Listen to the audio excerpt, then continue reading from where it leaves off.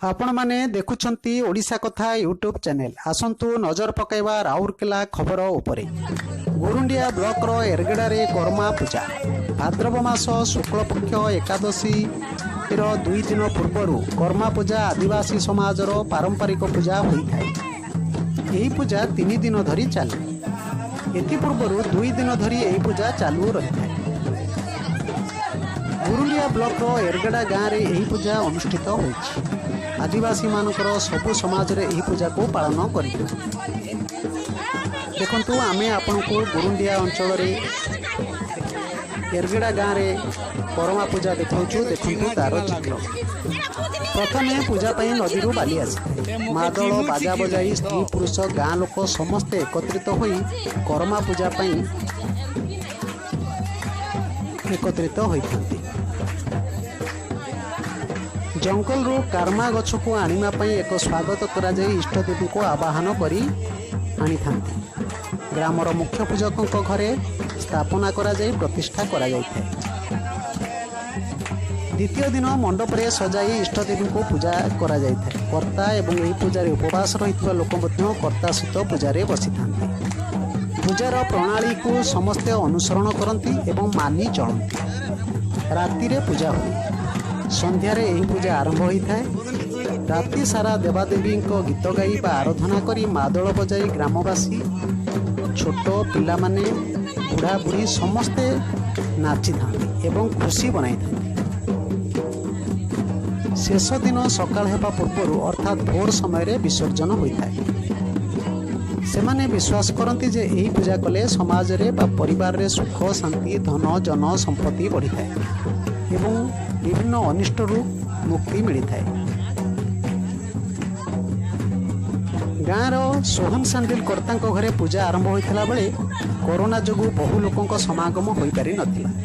एही बेली आदिवासी मानकर अन्य समाज रे मध्य कर्मा पूजा करा जाए। एही कर्मा पूजा को देखिबा को बहु लोक बहु स्थान रु आसी थांती। कर्मा पूजा रे शामिल हेबा पई बहु लोक चाहुथिले मध्य कोरोना पाई से माने एते संभव हो पारि नथिला। बहु जातिर लोक तामुड़िया ओराम किसान हो कुंडा सांताल अन्य समाज यही पर्व को मध्य पालन करिथांती। वर्ष को यही पर्व 4 थर पालन हुए। दशहरार मध्य यही पूजा पालन करा जाए।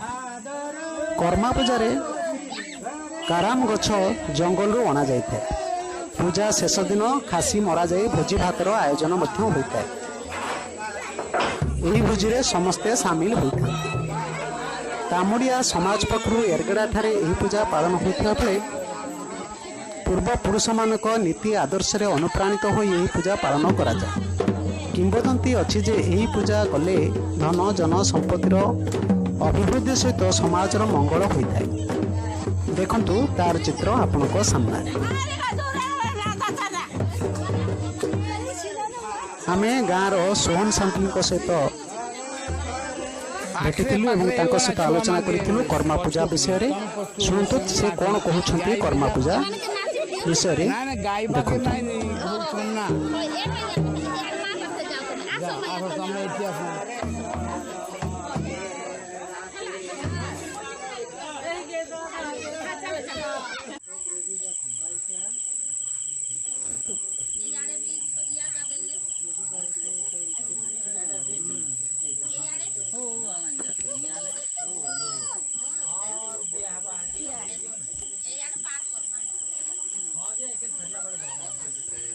मेरा फैमिली हमको खिला दिया थोड़ा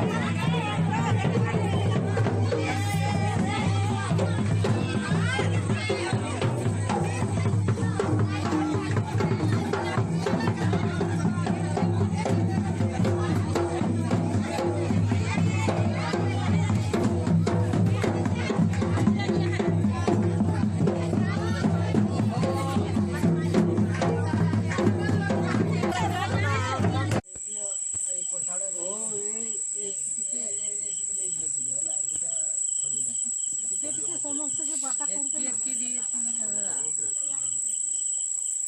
नहीं रे हाय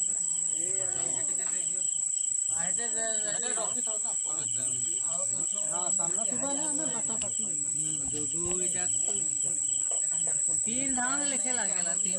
ଦେଖନ୍ତୁ ଆମେ ଏରଗେଡ଼ା ଗ୍ରାମରେ କର୍ମା ପୂଜା ଅଞ୍ଚଳରେ କିଭଳି ଭାବରେ ଚାଲିଛି ତାହା ଦେଖାଉଛୁ ତାର ଚିତ୍ର ଆପଣ ଦେଖନ୍ତୁ।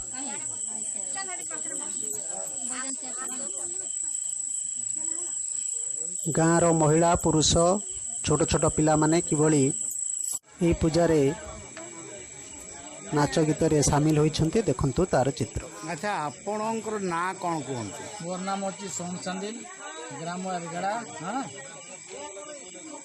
ଆଉ ଏଇଟା ଆପଣ କର୍ମା ବିଷୟରେ କ'ଣ କହିବା ପାଇଁ ଚାହୁଁନ୍ତି? କର୍ମା କାହିଁକି ପାଳୁଛନ୍ତି, କେତେ ଦିନରୁ ପାଳୁଛନ୍ତି, ସେଇଟା ଆପଣ ସଂକ୍ଷିପ୍ତରେ ଆମକୁ ବିବରଣୀ ଦିଅନ୍ତୁ। ଶୁଣନ୍ତୁ, ଏଟା ତ ମୋର ନାହିଁ, ପୂର୍ବ ପୁରୁଷରୁ କର୍ମା ମାନିକିରି ଆସୁଛନ୍ତି।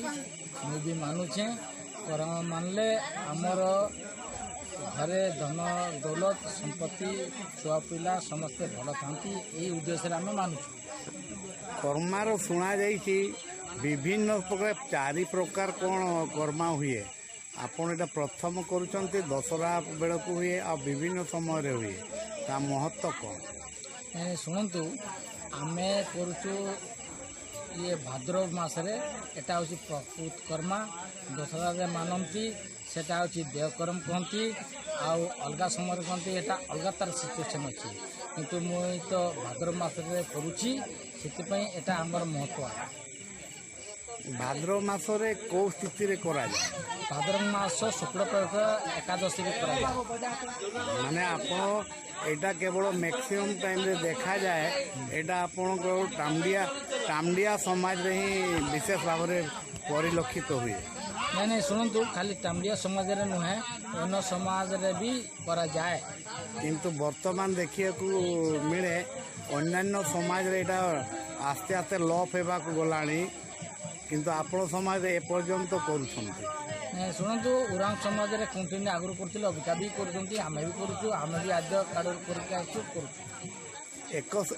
ଏକାଥରେ ଆପଣମାନେ କର୍ମ ପାଳନ କରୁନାହାନ୍ତି କାହିଁକି?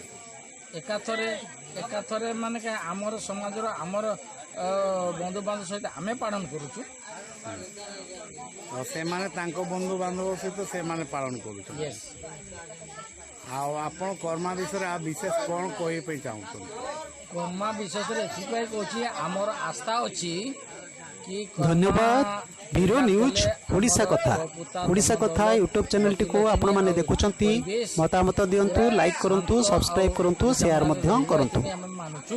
ଶୁଣିବାକୁ ମିଳିଛି କର୍ମା ପୂଜା କଲେ କାରାମ ଗଛକୁ ଆଣିକି ଆପଣମାନେ ପୂଜା ସ୍ଥଳରେ ରଖନ୍ତି। ହଁ, ଆମେ ରଖୁ, ଏଟା ଆମର ପ୍ରତୀକ। କର୍ମା ଗଛ ଛାଡ଼ିକି ଅଲଗା ଗଛ ଶାଳ ଗଛ ନ ଆଣିବାର ମହତ୍ଵ କ'ଣ? କର୍ମା ଓ ଧର୍ମ ବିଷୟରେ ଆମର କାହାଣୀର ଆଉ ପୂର୍ବପୁରୁଷ କହିକି ଯାଇଛନ୍ତି, ସେଥିପାଇଁ ଆମେ କର୍ମା ଗଛରୁ ହିଁ ଆଣୁ। ଆପଣମାନେ କର୍ମା ଗଛଟା କୋଉଠୁ ଆଣିଛନ୍ତି? ଆଉ କର୍ମା ଗଛ ଆମେ ଜଙ୍ଗଲରୁ ଆଣୁ। ତା ସାଙ୍ଗରେ ଆପଣମାନଙ୍କ ପାଖରେ ଦେଖାଯାଉଛି ମାଟି ଉପରେ ଫୁଲ ଆଉ